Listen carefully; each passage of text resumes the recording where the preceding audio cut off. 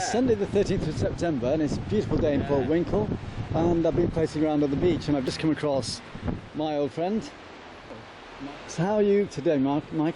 Well, it's funny how you should meet me like this, Chris. I've just introduced a new model to the game now, and well, my art world, and she comes in a series of what they call Monster High, and I don't really know enough about them, but this particular one, as you can see, has got punk written on it, and I thought, well, that's what attracted me to her, especially her face, the way it was done, and her pink hair.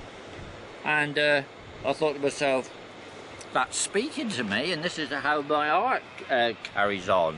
If something speaks to me, it might not be I want to do it right away, but I will need it for another time.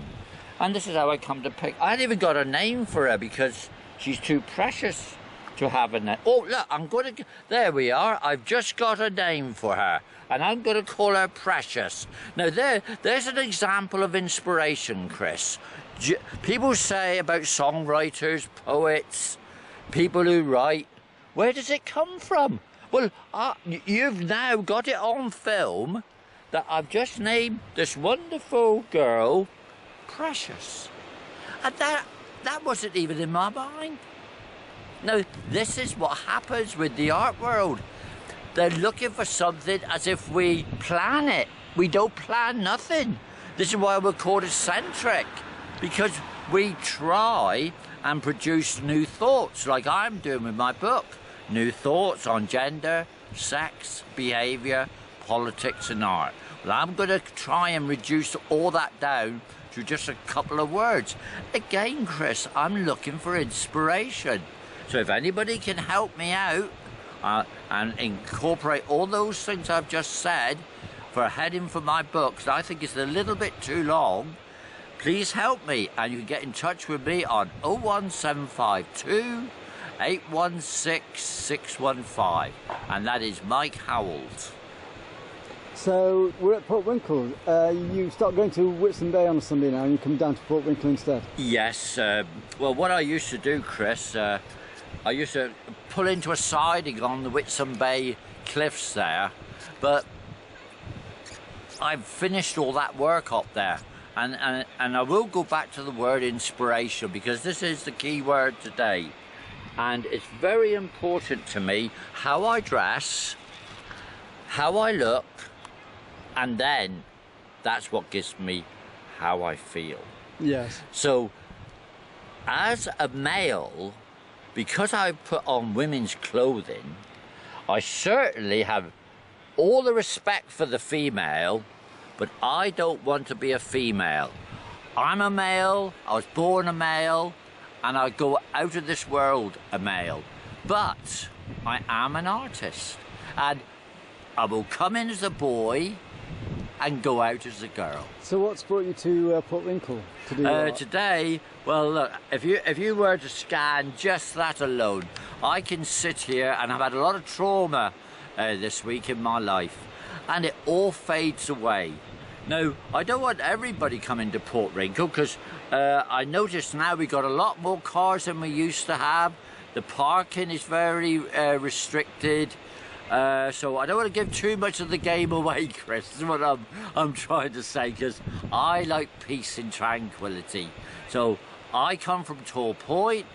I get up in the morning on a Sunday and I go to my Christian fellowship. It's called Torpoint Christian Fellowship, and that lasts for an hour in the band hut, and I am completely engrossed by it. Somebody called Kate Jackson now introduced me to it, and again, Chris, I didn't really take to it right away, but I had trauma in my life, I needed help, and God helped me, and that is what's important. You have to have faith, because whether you like it or not, Chris, we're born and we don't get asked to born. It's like tipping a little kitten out of a cage and saying, there we are, that's your world.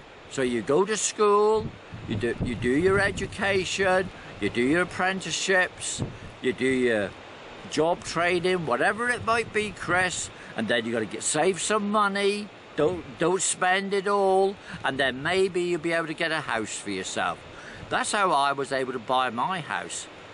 I didn't go drinking and get myself sloshed every night. I'm very sorry, but I like a drink. But you've got to realise you have got a future. If you want to get married, you've got to save. It don't just happen. This is what people are not understanding. Because they haven't got it, if they valued everything they had in their pockets, it would come to well over the mortgage, but they've spent it on other things. So, sorry for saying it like that, Chris. Well, I've spoken to people in Plymouth that have spent £200 on a pub crawl in one night. Well, that's ridiculous. And I could have gone to Paris and back on that and got something spiritual and also cultural out of the trip.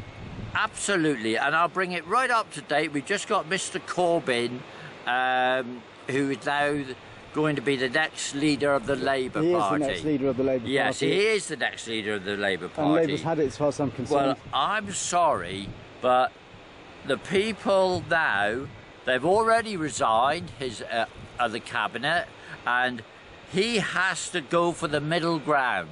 He does not... I don't think there is a middle ground. I think the whole structure of politics is out of date, living in the past, and it's got to be renewed for the new media and technology for the future, because it's too outdated. I couldn't agree with you more, Chris. He is going to take us back. I used to work in Devonport Dockyard, and the union said, strike. I had to strike. Yeah. Else I was called a blackleg. Yeah. And we certainly don't want to go back to those days, Chris. Well, we have come a long way. The Conservative Party... I don't think we can go back to those days. No, the Conservative Party is the best party at the moment until they get the right opposition. There's no party that's right at the moment, because politics has got to be reinvented for the new media world and the way people are communicating. Well, I agree with that. That's proved that in the last elections. Yes, I agree with that. So, when did you start coming down to Portwinkle painting? Well, I came to Portwinkle. I'm getting on a bit now, Chris. I will give my age away. I am 1 year off 70. My word, you don't look anywhere near Michael. I don't like the word 70, so I've been trying to get used to it. Age is nothing. But if you were to turn and look at that painting, and you see the Swiss chalet, that's when I first started painting. That was one of my very first paintings I did here. Yeah. And that was over 20 years ago. Yeah. Over 20 years ago that was, Chris. And I look at it, and even to this day, I don't know how I've done it. Do you bring it out with you every time you come? I do. It's worn very well. Yes, it is my best painting I ever done. Now, my paintings have gone all over the world, and I sell through the East Cornwall Society of Artists, Ebenezer Gallery at Polperro. But this year I took a year out, because I said I've had a lot of trauma, and gradually getting it together now through God.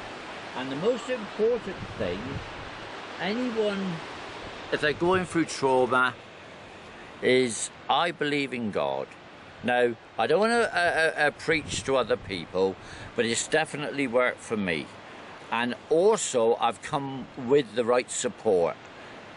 Other people have gone worse trauma than me. So how long have you believed in God? I believed in God all my life. Yeah. But again, I'm not going to say, yes, I'm going to say what I am. I was baptised a Catholic. So whatever your baptism is, that's who you are. Don't matter what the church rules are, that's who you are. No such thing as a lapsed Catholic in my book. No such thing. If you want to find your way to God, then you find your way to God the best way for you. The church's rules are now being questioned, and rightly so. One time a Catholic could not go in another church. I went into the Torpoint Christian Fellowship, and I took Holy Communion. Bread, And why? So when did you do? Oh, when did? Today. Did you get Today, baptized? look at me. I'm so enthusiastic. Yeah. I cannot believe it.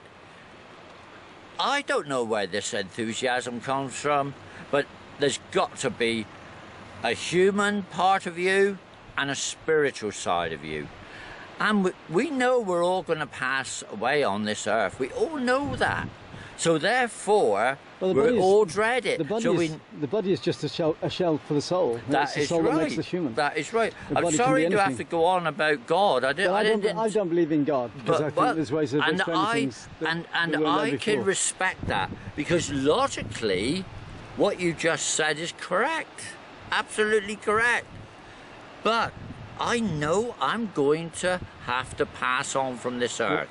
So therefore, my Catholic upbringing, yes, I cannot throw away. That's from your school, from a boy and going into through into my a home. catechism and all that. And I got to be honest with you, I tried twice to commit suicide.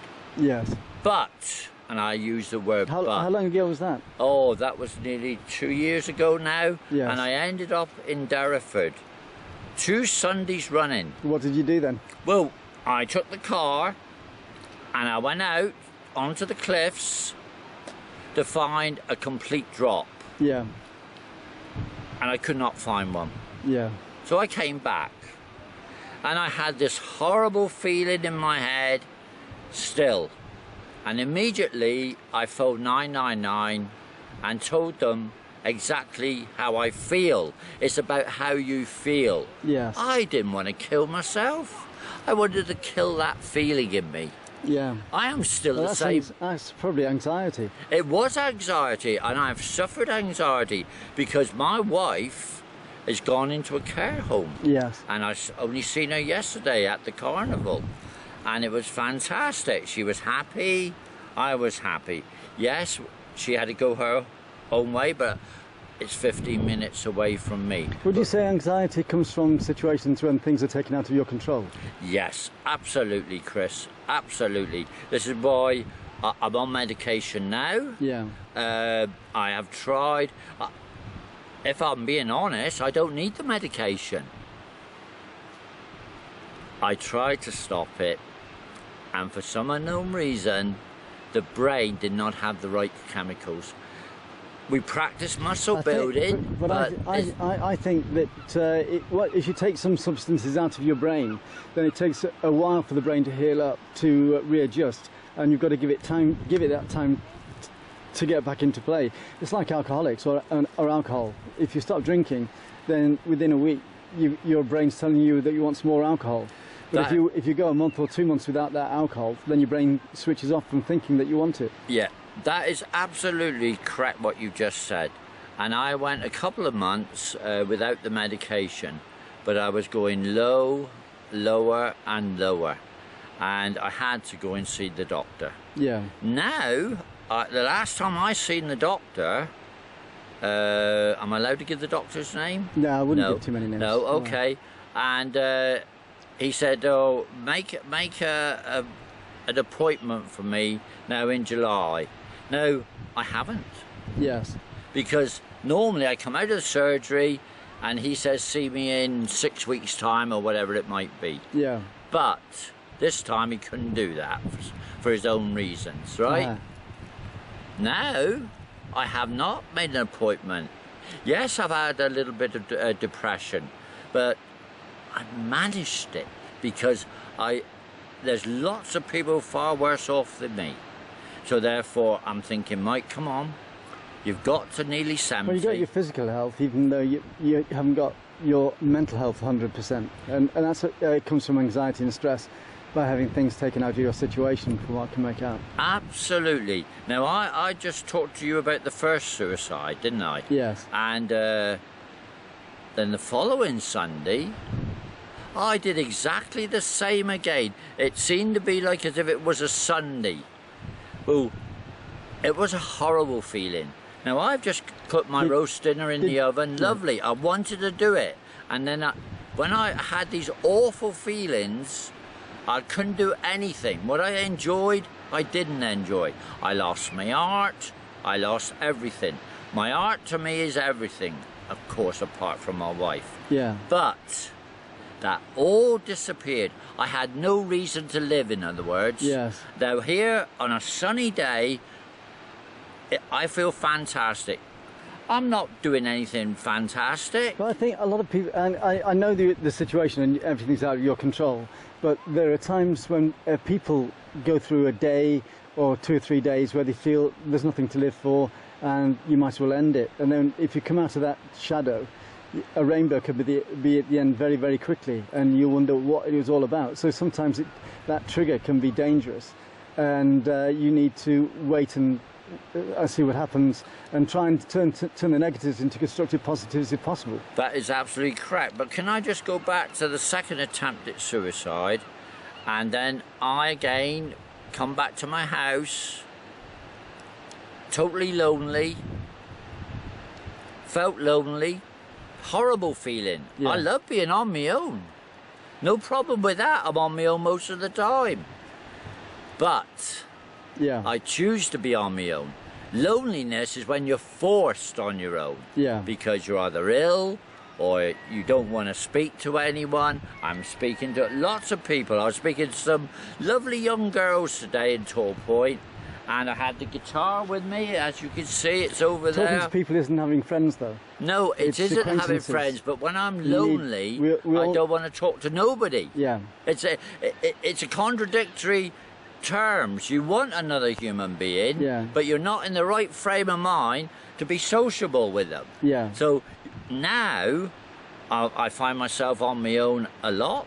And that human being has got to be constructive into your well-being at the time, because Yes. it can have a negative effect otherwise. Again, absolutely correct, Chris. Now, I'll go back to the second attempt at suicide. I didn't want to kill myself. I thought, crumbs, I can't phone 999 again. So it was more extreme this time, Yeah. the phone. And I said, no, if I don't, I'm going to do something silly. Oh, there's always the Samaritans. So, well, yes, there's no problem with that, but I was way past that, way past that. I wasn't very far away, like I just said, about committing suicide. So I phoned 999 again, and back into hospital I went. But this time, they didn't just send me home. They allowed me to see a psychiatrist. Yes. And that made the difference. I then had support. I know I had to work hard, but that's the difference. I had support. Now, I'm going to jump a few years now, right? Yeah. And life was up and down for quite a while. And then one day, it was midnight. I'd had a reasonable evening. I had seen my wife, so there's no reason to feel bad. And I wasn't feeling bad, and I thought that I felt quite good actually. And I just put my finger to my nose like this.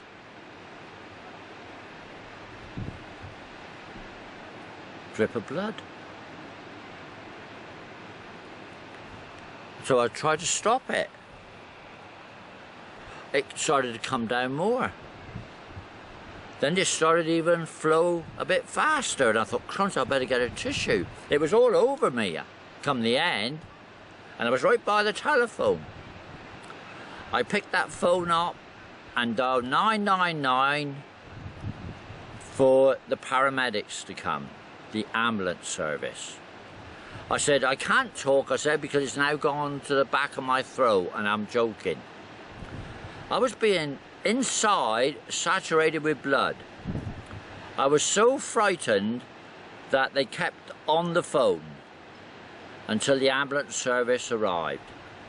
The ambulance service arrived and they couldn't stop the blood, the paramedics. And they said, Michael, you're going to have to go into hospital. Now, what, for a nosebleed? You haven't got a nosebleed. You have a blood hemorrhage in the nose. You're hemorrhaging too bad. You have got to go into hospital. We can't stop it. How long ago was that? Oh, that was about a year ago. Yeah. And they squeezed my nose just here, like that. Yes. Cut off the circulation. The numbness, when they released it, the numbness hurt my nose more than what was happening with the blood, but it did not stop. And they kept it like that all the way into the ambulance, all the way until I got to the hospital. So you can imagine I was in a lot of pain with that nose, but they said it's a must. They did stop the blood only because of that. But as soon as they released it, like a flood. And one thing I learned from that, Chris, and again, it's all a learning curve, life. Your nose is a safety valve. And inside that nose is a little vein. And if the body is under too much pressure, and mine was due to blood pressure. High blood pressure. High blood pressure. And my vein should have burst. Well, it didn't. I was very, very lucky. I could have had an extreme stroke, I could have been brain damaged, and I'm not a medical person, and I could have had anything else that the body could have thrown at me. But thankfully, because of the safety valve, it came down through my nose. So when they tried to block it up, they looked at the vein and they said, "We can't do nothing, Mr. Howells." I said, "Oh, well, we can, but we don't normally do this." And they plugged it further up here, right up here. And what a fantastic job. But they kept me in overnight until my blood pressure would drop. Yeah. They kept taking it on the hour.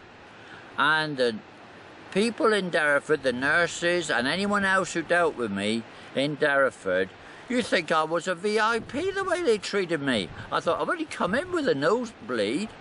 Well, you haven't quite... I've no complaints about Derriford. I had to go in for an operation this year and the service in there was fantastic. So all the negativity in the local press and the media, I find, you know, offensive to the hard working people there. Absolutely. Yes, they couldn't find a bed right away for me. I'll accept that. And I went to bed about 4 a.m. in the morning. Yeah. And I thought, well, what little sleep I can get, I will get.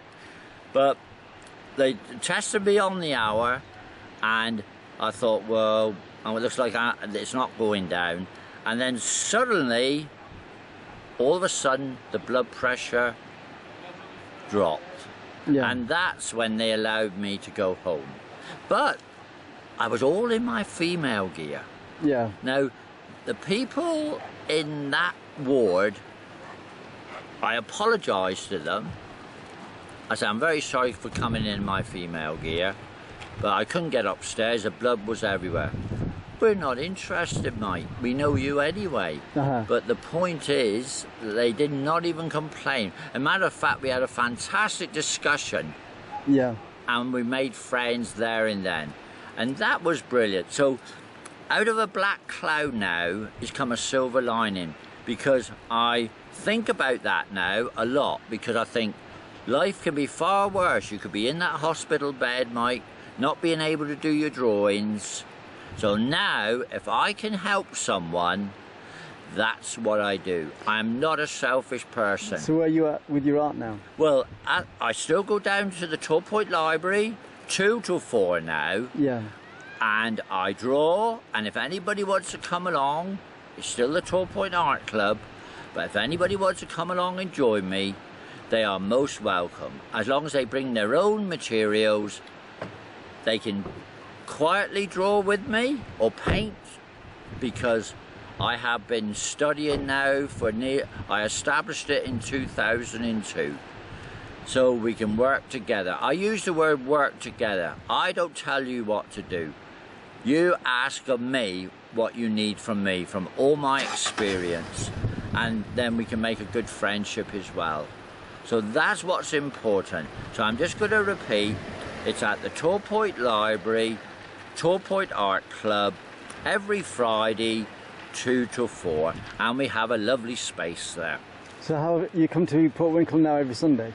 Yes, I come to Portwinkle every Sunday because this is where I started to paint over 20 years ago, and more or less the same position. I used to be right at the very end. I'm in the middle of the car park now here at Portwinkle. It's about half a mile stretch of beach, isn't it? Yeah, Starts and at this look end. at that scenery. And that's Whitsand over there. You cannot get any better. And Rainhead. Yes. And then it goes towards Downderry. Yeah, and at the top, little did I know, and I'm called Michael, and I've drawn St. Michael's Chapel. Yes. And how brilliant is that? So, the things that's happened in my life... That's like a little shelter, an open-air shelter. It's fantastic. But as I say, I'm getting older. I don't like going out too much on my own, away from the main thoroughfare, because I do get these wobbly feelings sometimes, and it panics me. So I try to say it within where people's likely to be. But before, I never used to bother. Yeah. But now, as I say, I'm 1 year off 70, and if people want my experience, and they get it for free. Well, people have been listening. You know, there's a youngster that recognised you in Plymouth and talked to me about you on Facebook. Yes. And asked me whether I'd seen you, and I hadn't at the time, so I'll tell him that I've seen you now. Yes, I know. Right, so Chris, just say hello to everybody that looks at you on Facebook anyway. And yes, everywhere else and on YouTube. I've got all the Torpoint youngsters now, and I'm going to say something now for the youngsters. Be who you want to be. They are fabulous people, and they admire me. And am I allowed to say what they said? I'm not going to swear. As long as you don't mention the names, yeah. They said, you've got the balls to do it, Mike. We just wish we had. And I said, well, just be a little bit careful, because there are certain businesses and people out there who kill you with looks. Well, I said it before. Can I just say, during the last 2 years, the society has opened up like never before, and young people, you know, a couple of weeks ago I was walking through Stoke, and there was two lads, they must have been about 15, and they were hand in hand with each other walking down the street. 3 or 4 years ago, you couldn't have done that in Stoke without being getting beaten up. So things are changing. Yeah, but what I like to say, Chris, I feel absolutely fantastic. You can look at my shoes if you want. I've got tights on because the sun goes right through them. I'm feeling great. I've got a dress on, some jewellery.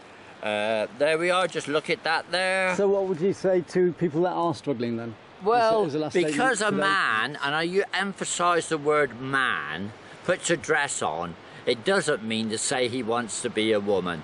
I'm an artist and I want the full palette. And now I've got fantastic colour on me, and the male side of me is still there again. It's come back, thank goodness. And I can then choose. But I choose to have the colour at the moment because, as I just said, I want the full palette and it inspires me. So all this stuff put out by the media, they're not quite correct. No, it's not correct at all. It's nonsense.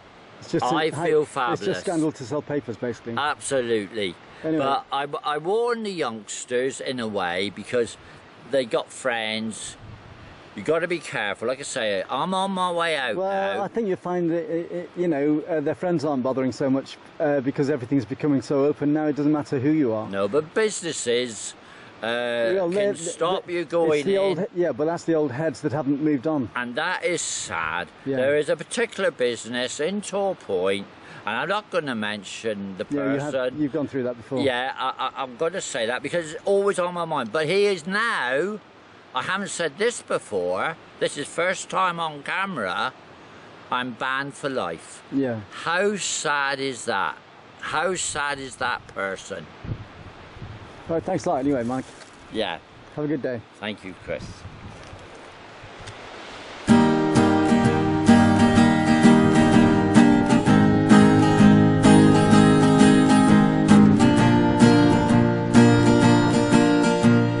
Turn myself around now, I look back in disgrace. I think of what I've done now, when time has took its place. You call me every night now, and I'm not gonna chase. 'Cause all I ever wanted was you.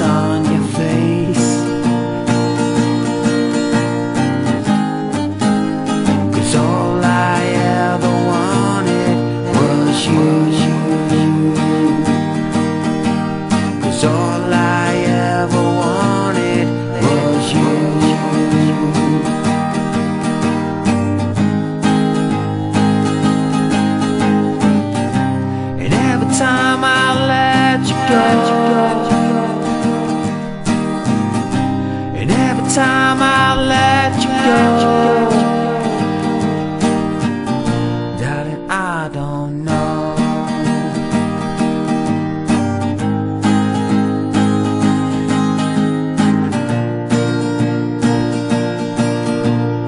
Will you spend the night through upon that special place? 'Cause all I wanna do now is hold your short hands. And when I'm alone now, you're part of my plans. 'Cause all I ever wanted was you.